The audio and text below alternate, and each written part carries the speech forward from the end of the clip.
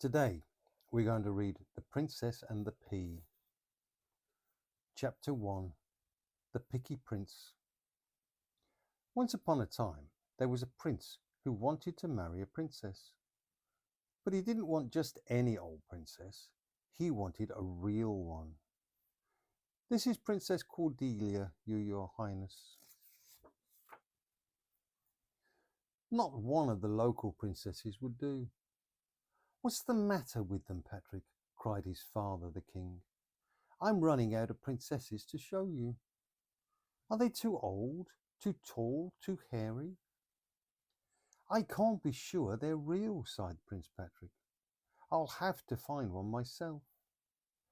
You must do whatever you want, darling, said the queen, who spoiled him rotten. Nothing but the best for my Princey Wincy. Mother! The next day, Prince Patrick set out to travel the world in search of real princesses. Ready, Freddie? I think my arm's stuck. He took with him 12 suitcases, 10 pairs of shoes, a spare crown, and his cousin Fred. Goodbye, my love, cried the queen, wiping away a tear with her silk handkerchief. Don't forget to wrap up warm and brush your teeth. I'll be fine. Stop fussing. They hadn't gone far when they heard a loud sneeze from under the seat. Who's there? Shouted the prince. A small figure crept out. It's Peg. Aren't you the palace maid? Said Prince Patrick. Peg nodded. Well, what are you doing here? The prince asked. I want to see the world, said Peg. I've been at the palace all my life, ever since I was left on the doorstep as a baby. I want an adventure. She blushed. The cook's furious because I burnt the pudding, she added. Well, you can't come with us, said Fred. This is a boys-only adventure. You'll get scared and want to go home. No, I won't. I'm as brave as you. We're not turning back now, said Prince Patrick. She'll have to join us. Peg grinned at Fred. Okay. Prince Patrick went on. First stop, the Wicked Witch's hut. Fred looked alarmed. You are joking. She'll eat us alive.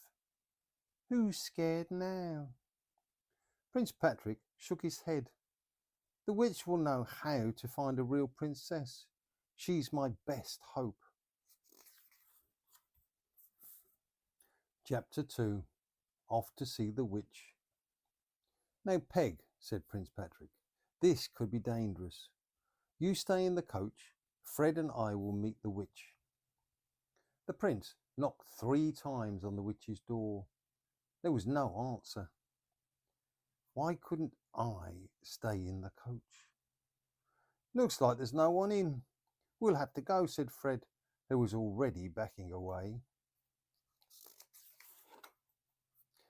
She must be in, said the prince, and he bent down to peer through the keyhole. Ah! A large green eye was staring at him. Prince Patrick jumped back and landed bottom first in a patch of mud. A short, plump woman opened the door, chuckling to herself. Did I scare you? I was just checking to see who you were. You can't be too careful these days. Look at this mud. Fred was amazed. Are you the witch? He asked. You're not scary at all. The witch looked rather upset. I try my best, she sighed. I grew 3 new warts last week. Come inside, she added. I'm just cooking some tasty soup for lunch. Something really smells in here. I think it's the soup. We're not hungry, said Prince Patrick quickly. I've come to ask for your help. I want to know how to find a real princess. Real princesses are very rare, said the witch, and it's hard to spot a fake one. But there are tests you can do. Let me see. A real princess must have boiled brains, rotten beans, and cat spit. What? Cried the prince. Oh, sorry, that's the recipe for soup. This is it. The real princess test. Real princesses must possess politeness to one and all, kindness to rich and poor, very sensitive skin. Sensitive skin? Prince Patrick asked, looking confused. A real princess, explained the witch, has such tender skin that she could feel a pea under 20 mattresses. Thank you, said the prince. You've been very helpful. He turned to the door. Oh, do stay for lunch, pleaded the witch. My soup's almost ready. No, really, I insist, and bring that poor girl from outside. Oh, I can't eat that. They were stuck in the witch's hut until the cauldron was empty. I feel sick, groaned Peggy on the way back to the coach. Well, you shouldn't have had 3 bowls then, said Fred. I poured mine into the plant pot. I was being polite. I didn't want to hurt the witch's feelings. That was very kind of you, Peg, said Prince Patrick, smiling at her. Where are you going now? Asked Fred. Now I have the witch's test, I can finally find a real princess, said the prince. We're off to meet Princess Prunella. Check the map, Fred. Princess Prudent, Princess Prunella, Princess Primrose, Princess Pavlova. Princess Prunella. Princess Prunella was very excited to see the prince. You must come and stay in my castle, she cried. She raced over the bridge, dragging Prince Patrick with her. Hurry, hurry, she called to her servants. He's perfect. We'll be married in no time. I want you to prepare the best bedchambers for the prince and Fred. Excuse me, said Peg, struggling with all the luggage. Where am I to sleep? Who are you? I'm a maid. Maids belong in the attic, replied the princess, haughtily. There might be a few mice there, but I'm sure you'll cope. Peg went to her room. It was cold and damp. She could hear mice scuttling about, squeaking. The prince can't marry her. Meanwhile, Fred and the prince were in the grand dining room with Princess Prunella. You're being very kind, said Prince Patrick. But what about Peg? Is she eating in the kitchen? The princess looked shocked. You beastly little maid. You can't expect me to bother with her. She can eat pig slop if she's hungry. I'm afraid we must leave, said Prince Patrick. You're not a real princess after all. Oh, yes, I am, cried Princess Prunella. Oh, no, you're not, shouted Fred. You failed the first real princess test. Rats. Real princesses are polite to everyone, explained Prince Patrick, and you've just been rude to Peg. Princess Pavlova, Chapter 4. I won't give up, said Prince Patrick. There must be a real princess somewhere. According to this map, there's a Princess Pavlova next door. Let's try her, Fred suggested. Princess Pavlova greeted them all very politely. What a pleasure to have you here, she said. Welcome to my castle. Thank you, Your Highness. She passed the politeness test, thought the prince. Now, what's the next one? I have an idea. Fred, he cried, I have a plan. I'm going to dress up as a beggar and see if Princess Pavlova is kind to me. Try out your disguise on Peg first, said Fred, to make sure it works. Prince Patrick found Peg sitting on a tree stump, about to eat an apple. I'm a hungry beggar. Have you any food for me? Oh, you poor thing, Peg cried when she saw him. Here, have my apple. Prince Patrick was very pleased with himself. Excellent! It works, he shouted, throwing off his disguise. It's you! What are you doing? Asked Peg. But the prince was already knocking on the castle door to try the test on Princess Pavlova. A servant answered. Is someone there? Called Princess Pavlova. It's a beggar, your highness. You've got nothing for him, snapped the princess.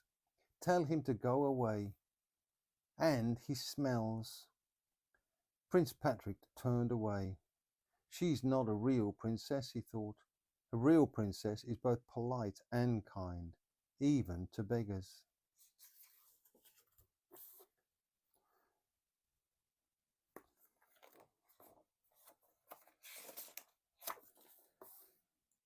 Chapter 5. A Real Princess. I've never been married. I give up, said the prince with a sigh. I don't think there's a real princess anywhere. We may as well go home. They got ready for a long journey back to the palace. Everyone was glum, even the horses. I bet Cook hasn't forgotten about the pudding I burned. The coach arrived at the palace just in time. A huge storm was brewing. Peg was sent straight to the kitchens in disgrace. You've got hundreds of dishes to wash, scolded the cook. They've been piling up since you left. Prince Patrick and Fred went to find the king and queen. Outside, rain began beating against the windows. Streaks of lightning lit up the sky. Just then, there was a knock on the door. There is a Princess Primrose to see you, your highness, said the footman. Not another one. A beautiful princess stepped into the room. She was wet from the rain and shaking with cold. I'm so sorry to trouble you, she said politely, but my coach has broken down. No trouble at all, said Prince Patrick quickly. Why don't you stay the night at our castle? We'll fix your coach in the morning. Thank you. I must give you something in return. She acts like a real princess, thought the prince, but I must be sure. He asked the servants to prepare Princess Primrose's bedroom. I want 20 mattresses on the bed, ordered Prince Patrick, and a P at the very bottom. Here's your bed, your highness. It's rather high. Peg didn't get to bed that night. She had to finish washing the dishes. The next morning, Princess Primrose came down for breakfast, looking refreshed. How did you sleep? Asked Prince Patrick. I slept like a baby. I loved all those mattresses, the princess said. It was the most comfortable bed. Prince Patrick sighed. A real princess would have felt that pea, he thought. He waved goodbye to Princess Primrose as soon as breakfast was over. Another fake one. She's not good enough for my Patrick. It was Peg's job to clean the princess's room. Slowly she climbed up the ladder, yawning with each step. I'll just lie down for a moment, thought Peg, before I start cleaning up. In no time at all, she was fast asleep. An hour later, Peg woke up with a start. Ow, she said, there's something really lumpy in this bed. I'm getting down. Oh, it's a long way. But as she leaned over, she knocked the ladder. It clattered to the ground. Drat, cried Peg. I'm stuck. Help, she shouted as loudly as she could. I'm stuck, please help. Everyone rushed into the bedroom. What are you doing up there? Prince Patrick called. I was supposed to be cleaning, said Peg, but I was so tired I fell asleep. And there's something horribly hard in this bed, she added. I'm covered in bruises. This can only mean one thing. I can't believe it, cried the prince. You were polite to the witch, kind to the beggar, and now you felt the pea under 20 mattresses. You must be a real princess. He raced up the ladder. Peg, will you marry me? Peg gasped. You want to marry me, a palace maid? Yes, please. A maid? But a princess at heart. 3 cheers for Princess Peg, shouted Fred, and everyone cheered. So Prince Patrick finally married a real princess. He put the pea in a glass case in the Palace Museum for everyone to see. It may still be there today.